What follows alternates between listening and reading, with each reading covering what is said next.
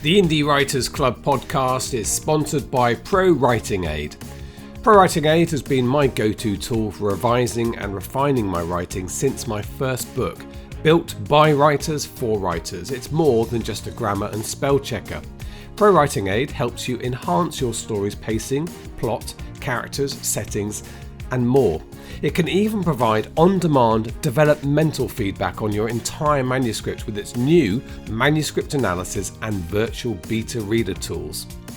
Get ahead of the competition by heading to ProWritingAid.com, sign up for free or use the code IWC15 for a 15% discount off annual subscriptions. It's the Indie Writers Club with Cara, Claire and James Blatch. A place to relax, chat, learn and vent about life as an independent author. Get episode alerts and links at indiewritersclub.com. Now, here's Cara and James. Hello and welcome to the Indie Writers Club. I am James Blatch. And I am Cara Claire. Hello, Cara Claire. We are going to talk about, what are we talking about? We've got a few different areas to cover, a bit of news around as well. And I'm also going to talk about, I finished rewriting my second book, which is effectively a first draft now. And I put it through ProWritingAid's Manuscript Critique and sort of immediately regretted it. Not because the critique wasn't any good, but because the critique has pointed out what I need to do in the novel. And it's a little bit more work than I thought. But we'll go through that because it's an interesting thing to do. I'll counsel you through that. Yeah, it's always that stage, isn't it? The first draft, you get to the end and you do think it's good. This is one of the, go up and down all the way through the draft. It's horrible. This is awful. This is great. I quite like it. And I think when you get to the end, you think this is good. And then really you get kind of a reality check. It's a mess and it needs sorting. So, but the manuscript critique tool, effectively, I mean, it's a quantum leap forward in terms of what we have available to us now, because basically that is I don't know how much would we pay for in the past for an editor to read a manuscript and give you 15 pages back. God, upwards of £1,500. Oh yeah, more than that. Okay, yeah. So, and this cost what, 25, I think, was the offer at the time for that token. So, but it is hard to remember it's a computer and not a person who's made these notes about your book. That's how good it is. But we'll do that in a moment. Let's talk about a couple of bits of news. One thing that you noticed this week was that a potential impact on our audiobooks on YouTube. Yeah, so someone only sent me this article this morning, so I haven't looked into it loads, but YouTube apparently are going to stop monetizing videos that have AI generated content. And I think the way they phrased it is if the video was completely AI generated, if there's AI generated songs or like deepfake type stuff. So I don't know whether they're going to count AI audiobooks in that. But I think the biggest impact, if you're an author, a lot of authors who put their audiobooks onto YouTube use a video or a static image or something just to have something on there while the audiobook is playing. So it might be something to just bear in mind. Like somebody said to me, we'll just have to take videos of ourselves like sitting in a field reading a book for 2 hours so that we can put that up there. So it's just something to keep an eye on. It's not really clear how it'll affect us as authors just yet. But if you do stuff with your audiobooks on YouTube, do a bit of research and just see if there's anything you can do to stop it impacting you. Yeah, I don't know what is normal to put up. Do you put up like a cover of the book cover for 10 hours? Some people put up like a fireplace video or something just so that that's something playing. Some people just put up a static image. I can't do mine because they're spicy. So it's not something that I've ever looked into. I can do mine actually. And I've just one of the many things I've never got around to doing because my books seem to be the last thing I ever get time to do work on. Although I'm laser focused on getting the writing done at the moment. So, okay. All right. Well, let's talk about this manuscript critique tool then. So this is part of we should say ProWritingAid are now a sponsor of this podcast, but I would be doing this segment regardless of that. I find it very useful. So I put my manuscript in. I wrote 2 new storylines. So I started off by rewriting the main character so he wasn't underconfident, he was reckless and overconfident. So this is your second book, is that right? And you decided to rewrite it because you weren't happy with it, so you were adding I wasn't bits. happy that I made my main character, his flaw was that he was underconfident and nervous, And that didn't really resonate for a test pilot. They tend to be the other way around. And the other way around, I kind of avoided it because it's a bit Top Gunny. You know, Maverick was arrogant, a hell of a good pilot, but you're arrogant, and have the ghost of his father. There was too many parallels. But then I thought, well, it's a good, why be scared of that? Because it worked. And Top Gun was, 1985, a long time ago. So I wrote him as being a bit reckless. And that was the main thing. But then I decided to enhance the book by writing two of the storylines that things happened but weren't in the book. So I sort of felt I'd grown a bit as a writer, and I could imagine an editor saying to me, so at some point the FBI worked this out. I'd like to have that scene in here. So I did these storylines, new characters running in parallel. So we start a bit in Russia at the beginning, first 5 chapters, 6 chapters or so. And then whilst things are happening in the main book, I wrote this separate storyline, which I wrote separately. It ended up about 12,000 words of the FBI investigation that comes to the same conclusion that they come to in the main thing at the same time, but too late to do anything about it. So it's quite exciting. It works well. And yesterday I had the task of dropping in the timeline. So it worked, which is quite difficult. So what you don't want to do, it's always the problem working with a long form book. To do this properly, I needed to read the whole book again and make notes as I read. And I wasn't going to do that. I'm going to spend 3 days reading the book and making notes. Not. Yeah. They say if you're going to write a book, it needs to be something that you will enjoy reading, because you'll read it at least 100 times. Yes. Oh my God, yes. So what I did, because obviously I'm familiar with the book, I looked at the first and last parts of each chapter to work out what happened there and where this would go in best. Interestingly, I could not work Scrivener. This is a little side point. It's worth mentioning. Could not get Scrivener working yesterday. It put all my text in a single column in the middle, and I couldn't seem to get out of that. I could make changes that I couldn't globalize. And I know how to do all this. Before you email me and say, oh, it's in the project settings, I know how to do all this. It just wasn't doing it for me. So I then thought, actually, I'm going to work in Vellum. And you know what? Bit of a breakthrough in my life, I think. I'm actually going to write in Vellum in the future. I really liked it in there. And you can do the same thing with Scrivener.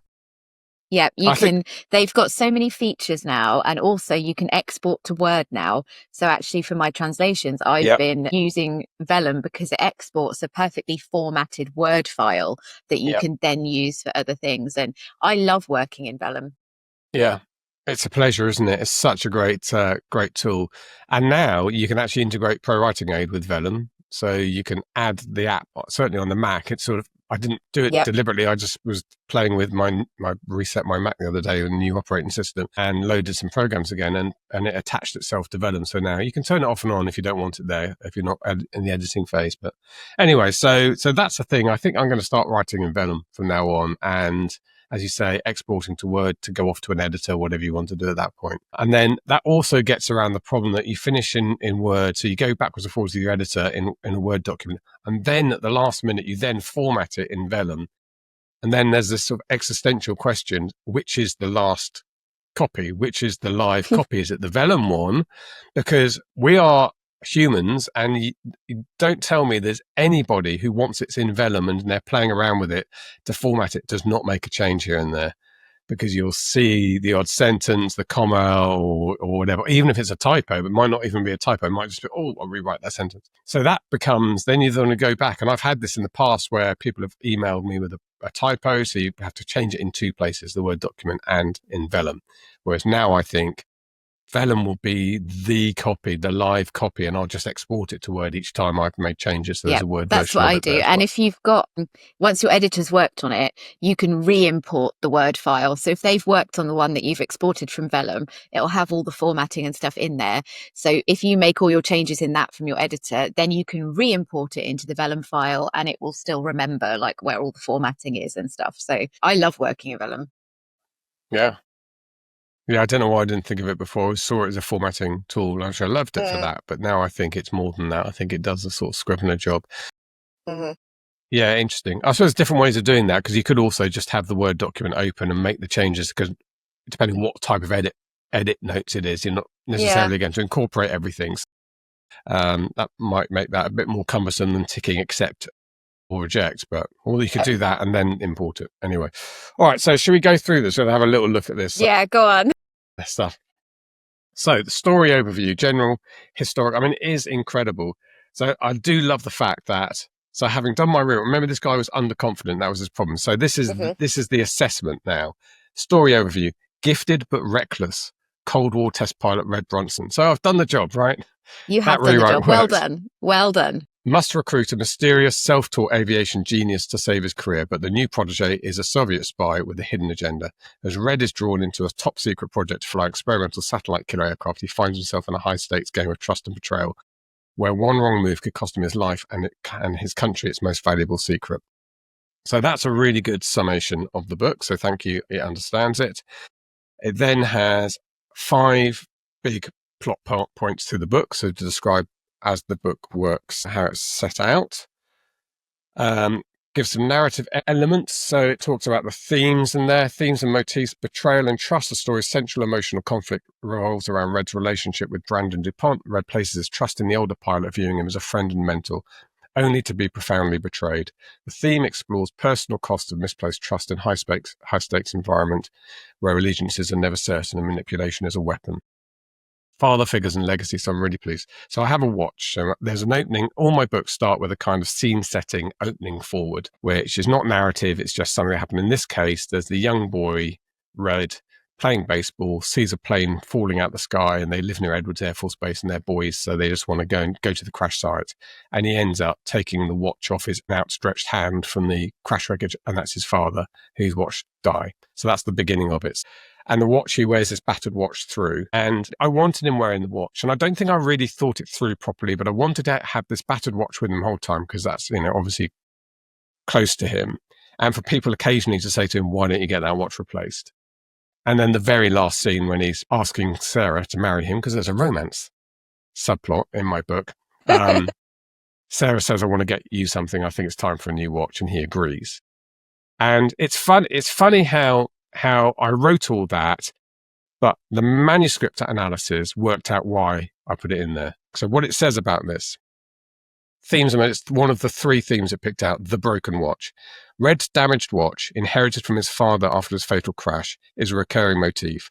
He refuses to replace it, symbolizing his emotional attachment to a traumatic past and his own broken status. His final decision to get a new watch signifies his healing and readiness to move forward, creating a future with Sarah that is entirely his own. I didn't really do that. I mean, I did do it. You did, that's how yeah. How it works as writers, isn't it? You kind of write stuff and it's up to someone else to read it and think, oh, that's what that means. Yeah, I mean, I remember when I was at university doing literary criticism and stuff, it was something that constantly came up was, well, did they really mean that? Or are we just interpreting it like that? And now that I'm a writer, I think the answer is sometimes you do put it in consciously and sometimes it's not a conscious thing. You obviously know that you want to have that motif in it. You write it because it's important, but you don't consciously sit there at the start and think, I want to show that he's going on this journey and so I'm going to use the watch to do that. So it's really interesting and it's amazing that it picked that up. Yeah. And I think sometimes you try and put something in and people see it differently, and that's equally valid, right? That's what they take away from it. And my father's generation would think this is stuff and nonsense and nothing means anything. They just see the practical side. So they could also read the book and see the practical side of it and think, oh, I'm pleased he changed that watch because it was probably a bit broken at the end. And that's also... Finally, a woman has convinced him to throw out the broken watch. Exactly. That's equally valid. Okay, so then we got the similar books and similar comp readers, which we both pointed out before when we first tested this tool. It's very useful. So it's given me Tom Clancy, Tom Wolfe, and Frederick Forsyth. You then get this. Now, this is something I don't think I noticed the first time we did this, and I don't know if they added it in. Actually, you get a breakdown of characters first before that, but you then get a breakdown of chapters. Every chapter, there's 100 chapters in my book now. It's 100,000 words. But it gives the chapters a name, which I haven't done. So I've just got chapter 1, chapter 2. It gives them a name, and the names are bloody brilliant. I mean, to the point where I'm thinking about naming your chapters. Do I do this? Do I put these names in? Some people do, right, name their chapters. Okay, give me an example. So the forward, that scene I described about Red seeing the crash and cycling after it, is the falling star, which is beautiful. Yeah. The quadrangle, the invisible plane, the cold. I mean, the invisible plane is great because that's just a scene where this guy, Vasyl Demichev, has shown some pictures sneaked out of America. And the last line in that is he's worked out what's going on, and he says to his seniors around him, I think the Americans are building an invisible plane. So, it's a great, the man from Moscow, a busy test pilot, stale donuts at NASA. This is a great chapter because that's what... that feels like happens. A book. Not jocks, the flying hillbilly, pressonitis. I mean, I don't know if I've used the phrase pressonitis. It is an aviation expression for for not landing when you've got a problem, pressing on because you want to get home or you think you can get a bit further and it ends up killing you. A hell of a thing to fly. He said no. You can't save everyone. Just in case. Follow me up. I mean, I love these titles. I love them because it's someone who's read the chapter, thought about it and given it a title, which is quite flattering, even though it was a computer that did it. Do you use title names? Chapter names? Well, no. I mean, I can't think of anything worse. I struggle to title the book, let alone thinking of a title for each chapter. I really like them. I like them. Do it then. Do I like them because I'm the author and I'm sort of probably quite chuffed with them? You like them because it feels clever. Would they add anything to the book? Yeah, or would it just possibly take not? Away? So then we come to the narrative themes, and this is the bulk of this report. And I think we said it before. If you're watching on YouTube, you get green, amber, and red. Green is working well. Amber is minor concern, and red is major concern. And we know from reading this before that even a major concern might not be an issue for you because it is ultimately a computer, and particularly in a suspense thriller where you're deliberately conceding things. Sometimes the computer gets a bit confused saying, well, it wasn't very clear that this man was going to be a Soviet spy. You should make that clear earlier, but you don't want to make it clear earlier. That's an artistic creative choice. So sometimes if you're in a series, mine obviously is a 6-book series. I put in my first one and it was bringing up a lot of things, which was actually handy because you can keep a track of, okay, these are things that are going to need to be resolved. But obviously they're not major concerns because it's going to be resolved. Mine was like, you ended on a huge cliffhanger. Nothing was tied up. Yeah. I was like, I intended to. Do you know, if our friends at PWA are listening, that is another tool that would be incredibly useful, is a series Bible tool. So you feed in every manuscript in your series and it does the job of somebody who's read every book and can answer every question about every character, whether when they got married, how old they are, whether they died, which, there are writers listening to this podcast who've accidentally revived a character who a reader pointed out died in book 1. Yeah. Yeah, that would be, the series Bible tool. There you go, Tom. And I think that would be the next step as well, would be to maybe tick something to say this is part of a series when you're getting the manuscript critique, so that it would, give you those things, but then say this is something that flag it as something that needs to be considered as part of the series. But anyway, so how many major flags did you get? Well, quite a few. So the first one is one I've introduced. So the manuscript presents a conflicting message about competence. ATEC, which is the unit Red flies at, is an elite unit, yet its security is easily breached. Red is described as having exceptional natural ability, but is also portrayed as reckless and naive. This undermines the theme of professionalism in a high-stakes Cold War environment.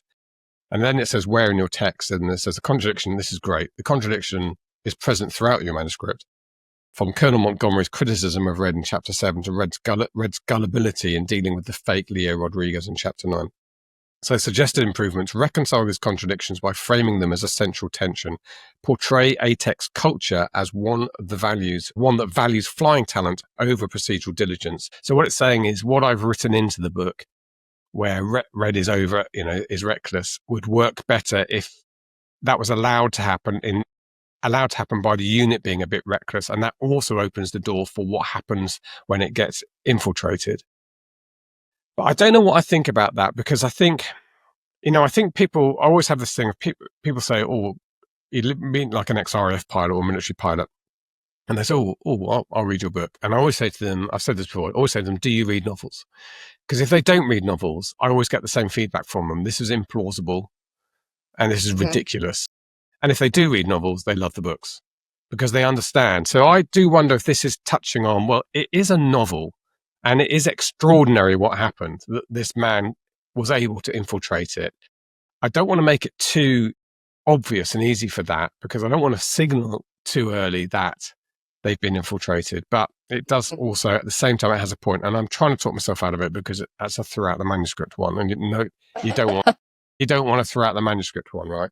So I'm not sure about that one yet. I'm going to leave that as a later one. There's a minor concern, which is from the Soviet backstory, which is at the beginning of my book, where it says, these are good examples of people who have not used the tool, the sort of thing you get out of it. So chapters 1 to 5 establish a compelling backstory for Vasyl Demichev in the USSR, introducing his father, his motivations, his budding romance with Galina, another romance. However, this entire thread is abandoned, leaving his character feeling less complete and the emotional stakes of his mission underdeveloped. So the point of this, the way I've written it, is you have this basically almost like an extended forward. It's 10 years before. It's a young test pilot in America, in Russia. He's good at impressions, which sort of sits there and people don't really know what that means or why that would be a thing. And he gets picked up by a senior guy, Malikov, actually, a real person who was head of the KGB in 56, who visits the base, knows who he is, knows who his father is, and says, basically, we've got a special project for you. Now, 10 years later, he turns out to be trained in an American accent, good at impressions, trained in living in America, and placed in a prime position to be recruited by this unit into Edwards. So I don't really want to go too much further with the, I can understand he does start, I want him to have a reason for wanting to go back to Russia, and that's what Galina is about, this girl he likes. So I am going to write 2 more chapters to develop their romance, but then he's going to suddenly disappear because that's what happens. He's not allowed to tell anyone he's going. He's gone. He's gone to Moscow to be trained, and he can't even write a letter to her to say anything. So she's going to be left. So I will then introduce something at the back end of the book about him being reunited with her. So I will address that. That is a minor concern, but I think it's actually valid. To be fair to me, I'm not going to read them all out, but there's lots of working wells in here. Yeah. And So also with that, like you just said, it's you as a human writer know that it's not going to work if you go into his entire storyline and you talk about what happened. Like, that's the bit that the reader is meant to fill in. But this is where it becomes really useful, because you as a human interpret it and you go, okay, what I can do is add those 2 chapters, which is going to enhance it, because they're going to see that romance, and they'll, like, as a reader, they're going to feel that bit where he drops off and disappears. Yep. But you're not going to take everything on board and, like an AI would if it was writing it, then do 10 chapters of explaining exactly what happened. Yes. Okay. I agree. So the working world, it loves the falling star forward. It likes the effective dual protagonist opening where we have these 2 test pilots 10 years apart in different environments. And it calls it masterful, my foreshadowing of DuPont's true identity. Masterful. That's not my words, Cara, the words of a robot. Yeah. Objective. It also likes the chaotic and powerful Omelon climax, which is the climax of the books of a shooting battle in Siberia. Okay, so here's a major concern. Implausible deception of Brandon DuPont. The ease with which Vasyl Demichev, disguised as Brandon DuPont, infiltrates a top-secret US military unit stretches credulity. The entire deception hinges on an imposter DIA agent and a faked newspaper article, which seems an overly simplistic way to bypass the rigorous Cold War-era security vetting for an elite test facility. So, what I think about this is it's slightly misunderstood. So the faked newspaper, it's not a faked newspaper, it's an actual newspaper article about an actual person who is a likely candidate to be recruited into this unit. What they do, the Russians, is they kill him and they replace him. So they try to recruit him. So I think maybe maybe the reader, which I've got to assume this would be a human response as well, thinks that they did all of that. Well, they didn't. So that's how I correct that. And I don't even need their bit of how to correct it, because I understand the mistake that's been made. They want me to correct the wrong thing. So I make it clear. Maybe it's exposition afterwards that and I think they basically have to have this guy already in his application process to join, and they just replace him. There was a great film, an old black and white film I watched. I got this idea from this film I watched years ago, a black and white film of a guy going up to Scapa, I think it's called Scapa Flow, up in Scotland, which is a naval sort of harbour. It's in the North Atlantic, so you've got big ships and submarines coming in and out of there. And there was a harbour master there, a military guy who was going to be there for the entire war, living in a cottage. And he was on his way there, and he was driven off the road to his death and replaced by a German who spoke perfect English and arrived there. So nobody knew, for 4 years, nobody knew that this guy was a German spy, watching every ship come in and out. And I thought, that's brilliant, because that's the way to do it. They're expecting this person to be there. They know who they are. They have no concerns because they know everything about his background. What they don't know is it's not actually them. So I do think that is not going to stretch credulity too far. Okay, but what's interesting is that you haven't just gone, well, no, because you've misunderstood it because you're a robot. You've gone, okay, if the AI has misunderstood it, does that mean that I haven't made something quite clear enough? Absolutely. So do I just need to go back? And these changes can be literally a matter of like one sentence or something that you just need to pop back in, and then that's the issue fixed. So it's how useful the tool is about how you actually interact with it and how objective you can be, I think, when you're looking at it. Instead of because I think a lot of us, same as when you get your first ever edits from a human editor, you go through and you feel a little bit defensive, and your first instinct is to be like, well, you clearly just didn't understand my genius in that chapter, and then you learn as you go along to be like, okay. And that's a natural human, and I think it's people getting in their own way a lot in this industry. I mean, I'm lucky in that I came from a background in the BBC and television news where everything you did got ripped apart publicly, not just by viewers writing in saying he's Lucky awful. you. But you'd have a 7 o'clock meeting where people would say that didn't work very well. I didn't really understand what the story was. And you'd go home. There would be without question, and it's probably not like this anymore, probably touchy-feely now, but people would be in tears in that meeting. Wow. But that's the environment it was. And it's because it was live television news and everyone wanted to do it. You had to be good and work hard at it and stuff. So, probably the environment's changed a bit. But that, your first reaction is that's bullshit, and that was a good piece, and I hate all this. And then someone wiser, more experienced than you taps you on the shoulder and says, "You got it wrong today. Get it right tomorrow." And then you start to understand how to take criticism and how to use it. So I've got that background. So for me, this is not a problem. I always look at it and think, how do I address this as a point there? And as you say, in this case, I've got to think that they've misunderstood it. So that's my fault. That's on me. Yeah. And my history as a ghostwriter, I think, is what I credit with getting good at taking those kind of comments, because it's the same. Like it's very different. It's a job where I've been given a manuscript outline and I'm writing for somebody, for a publisher. And so when the editor comes back and says, this doesn't quite work, I have to agree. It's not a personal, slight on me. It's just they're saying this needs to change. This needs to be better. This scene didn't quite work. So doing that for a couple of years just got me completely over any kind of like sensitivity towards any criticism. And it's always delivered. They never deliver it in a nasty way, but it just really gets you over that and helps you to be objective. So they give you the sandwich. I loved this scene. I think it could work a bit better here. By the way, you're doing great work. No, not that. So the editor that I work with on the main post-apoc series, I love her because she will write things like, oh my God, this scene with the dog was hilarious. But then if a scene doesn't work, she'll be like, this didn't work. Let me know if you want to talk about what we could do to make it work better. Yeah, so like that. There's not individual critique sandwiches, but she does also still flag up like when I've made them cry or laugh or whatever. Yeah. Okay, I'm not going to go through all of these, but there's another one here, the disconnected FBI subplot. So this is a subplot that I literally dropped in yesterday, having written it separately. And strangely, it says it's disconnected. So the subplot following FBI agents David Lord and Brad Van Coops feels detached from the main ATEX storyline. It introduces a parallel investigation that consumes significant page time but has a delayed and indirect impact on the central plot, which is ultimately resolved by Sarah's independent discovery.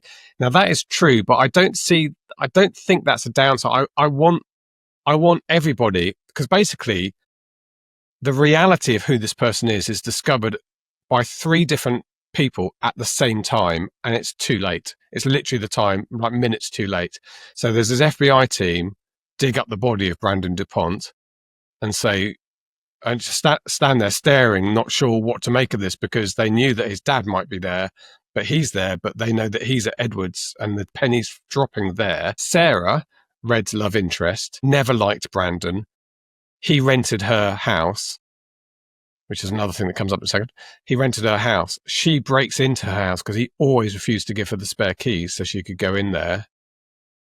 And she goes to the house and finds it empty. He's not coming back from the mission they're on. And that she just can't get over that. So she gets the base commander, Montgomery Tucker. He because he loves Sarah, he goes into the house and they dig up they find some floorboards that have moved, dig them up and find a Russian radio. At the same time as the grave's discovered, and in Alaska, in a casual conversation, Red describes the agent, the defense agent he went with to recruit the guy who was short and bald and tubby, And the two guys with him are saying, no, this guy was like an athlete. He was like 6'2" and on the football team. And they're saying, are you sure? And they suddenly realized that they'd already replaced the Defense Intelligence Agency guy to give him his clearance. So, I think it's quite clever, and I do want it to be disconnected because there's nothing they can do, but it's just like the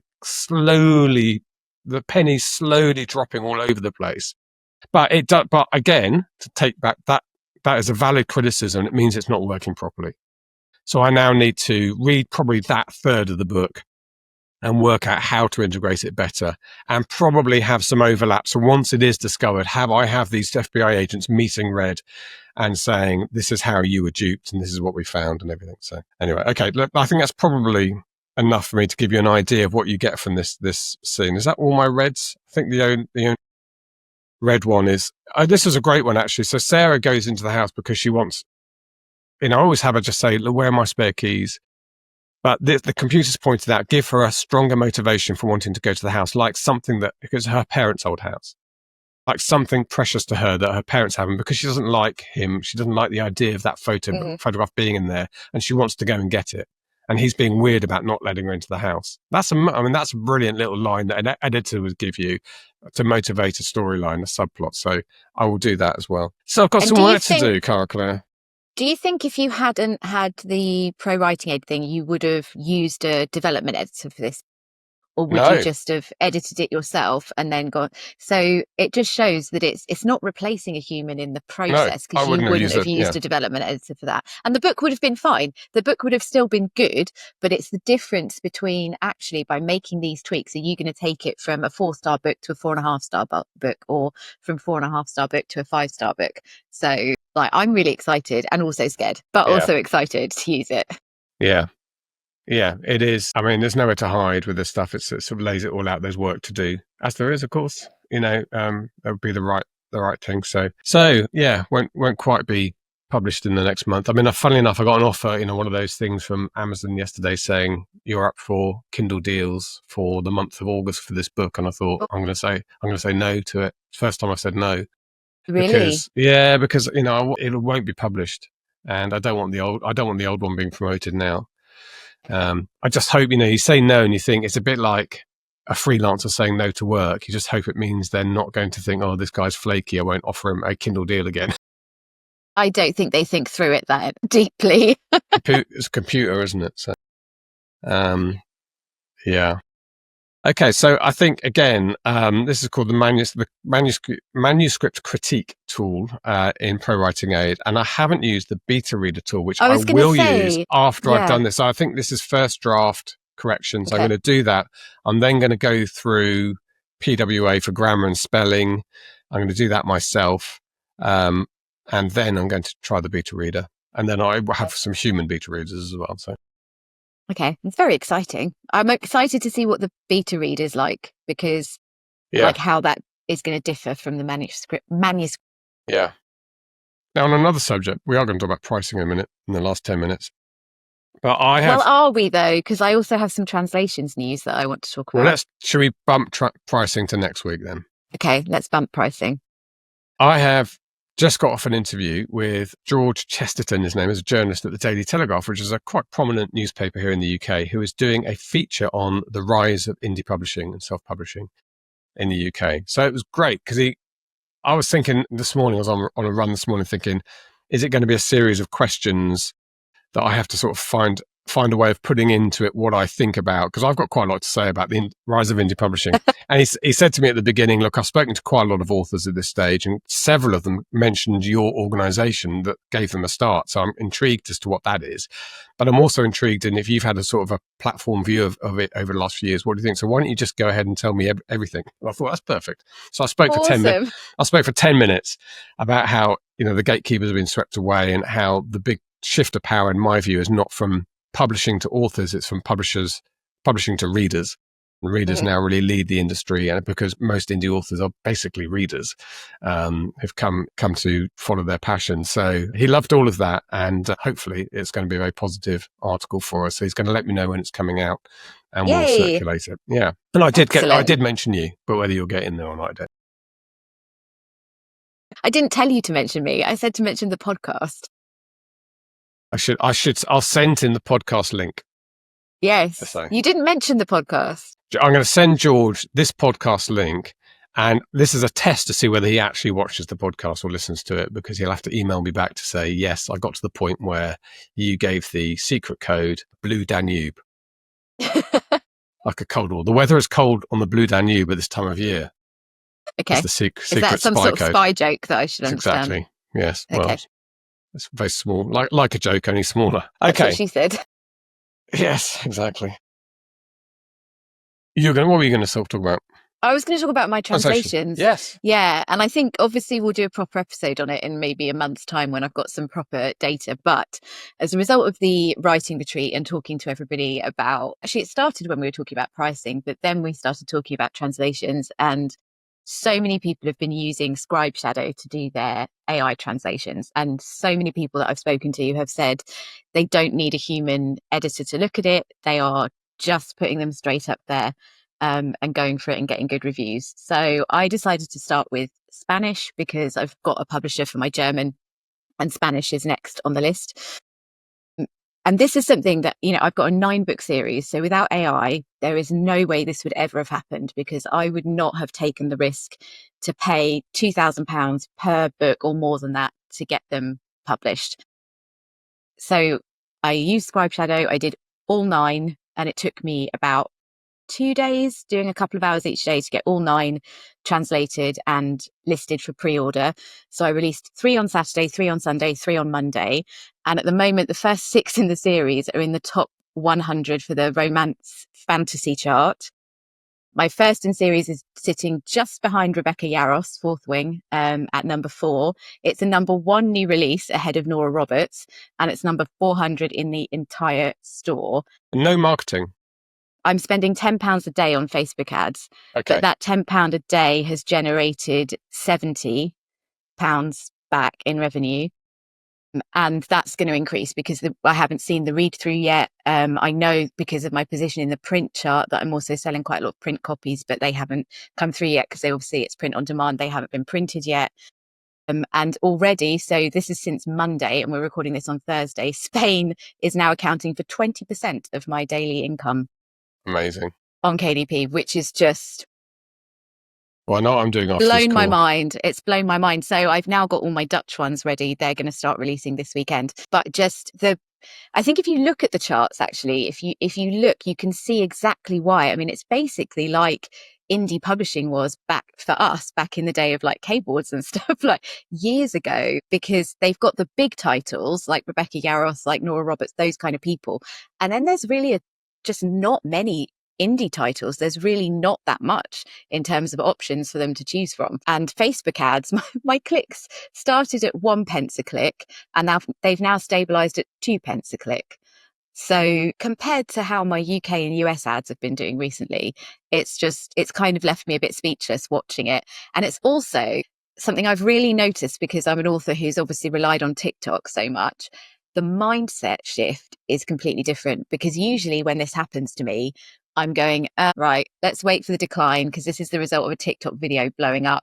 So awesome. I'll make some good income for a few days and then it's going to drop again. And then I've got to start pushing again for the videos. But to be in a position where it's like, well, actually, as long as my ads keep converting, there's no real reason why they would suddenly stop if they're working like this now. And the proof is I've done nothing else. I put these up, I use Facebook ads, so there is nothing else that would possibly be driving the sales to these books. It's a very different mindset, and it's kind of like, wow, it would be really nice to actually have a baseline of my daily royalties and then have the TikTok spikes, which would be awesome.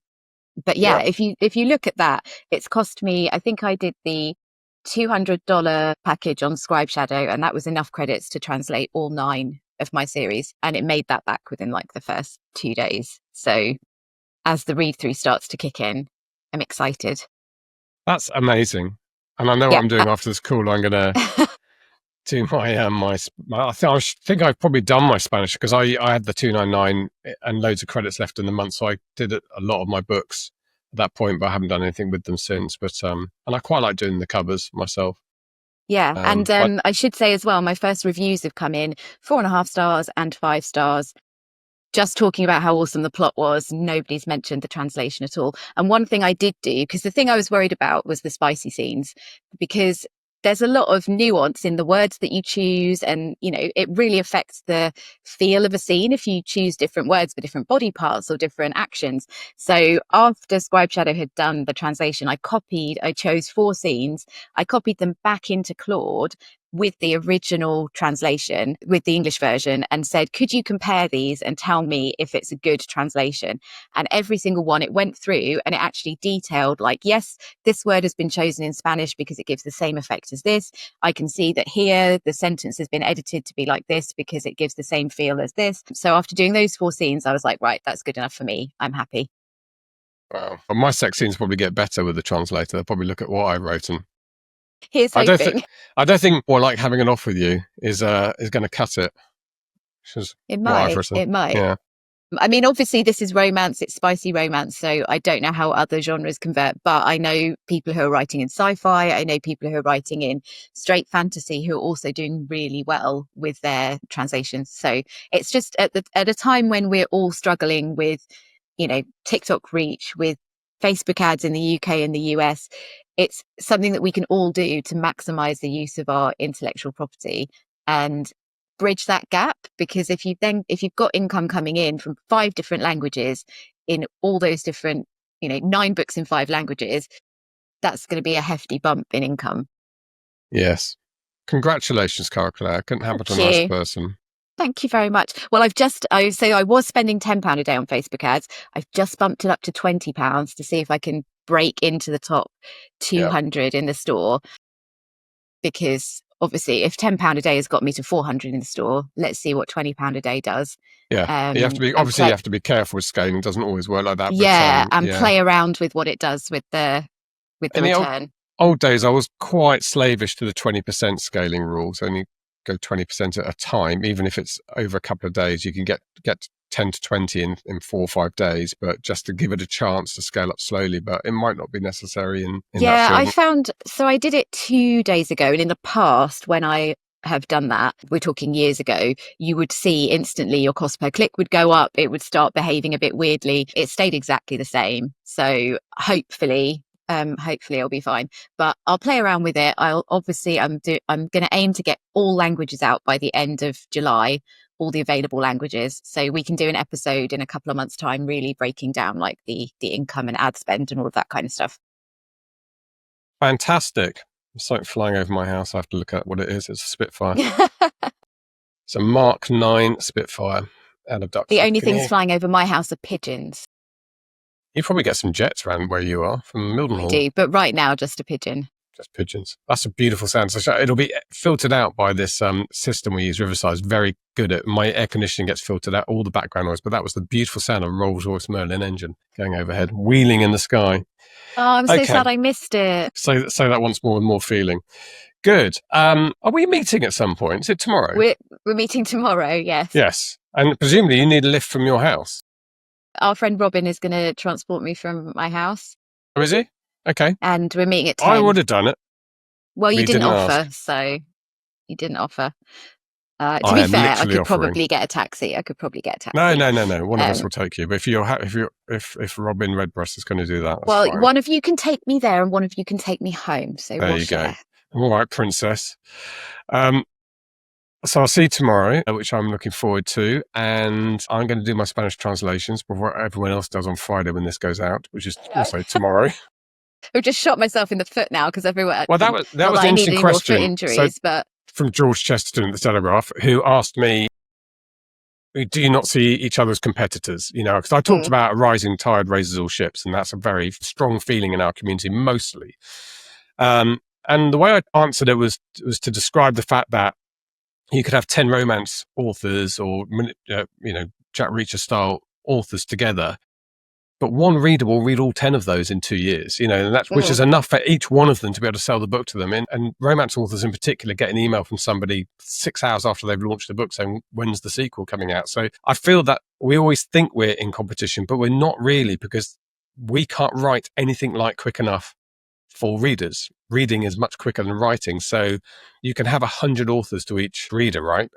Yeah. Over and a I lifetime. think part of what I love about the indie community is that we don't really tend to look at each other as competition. Like we are, at the retreat, for example, we were all sharing information, tips. There's no kind of like, oh, I'm not going to tell anyone that because, it didn't even occur to me to be like, I'm not going to tell anyone about how well the Spanish translations have done because then they'll all copy me and that will take my money away, because that's nonsense. Like there's plenty of readers to go around. Market, yeah. And even if everybody who listened to this podcast suddenly did their translations on Friday, they're still not all going to be reaching the same Facebook audience as me. They're still not all going to be releasing 9-book series. It's just, I think we as indies tend to be much more supportive, but in trad, it's not like that. It's very, contracts are kept very secret, and, what is spent on different things and what deals people get. It's all pretty, even between friends, it's not really the done thing to talk about. Discuss money, do they? Yeah. Whereas I've got friends who are like, I got this audiobook deal. You make sure you go back to them and get more because I know that, Which is probably against the terms of that deal, by the way. But anyway, probably we help each other. We help each other like that. But Aruba was the same. Aruba's 57-figure author standing in front of a microphone saying, "This is what's working for me at the moment, and this is what I've stopped doing because it's not working." And incredibly useful information sharing. Yeah. Okay. So one thing I do need to do is run home. I'm home already. After this, I need to set up a Spanish mailing list because I didn't do that before I start. Yeah. I put them out, and it's Vamos. Yeah, I don't speak Spanish. Quickly. I think it means quick. I don't know what it means. Go. Did you watch Dora the Explorer? No. Diego. I never watched Dora the Explorer. Ruben's different age. Emily was very much Dora the Explorer. Well, you got to learn Spanish. Anyway, adios, I shall say. Adios. See you tomorrow. Yes. I don't know what that is. I almost thought I did, but no, that was French. Mañana, that's it. Mañana's. And now if you're old enough and nerdy enough, you'll know mañana. You say mañana, and then we say together, mañana's not soon enough for me. Why? Because it's from a very geeky film on Channel 4 in 1982 called Patang Kibabang, and I'm hoping there'll be at least one other person listening to this podcast who goes, "Oh God, I remember that film. It was so lovely." It's a wonderful, wonderful film. I made my children watch it. They didn't thank me. Okay, right. That's it. See you tomorrow. Thank you. Thank you very much, James Blatch. Bye. Bye. Support the podcast and get exclusive access by joining our Patreon. From just $1 an episode, you'll be invited to our Discord server, where the weekly discussion continues every day. And our 2 top tiers include a monthly live Q&A with James and Cara.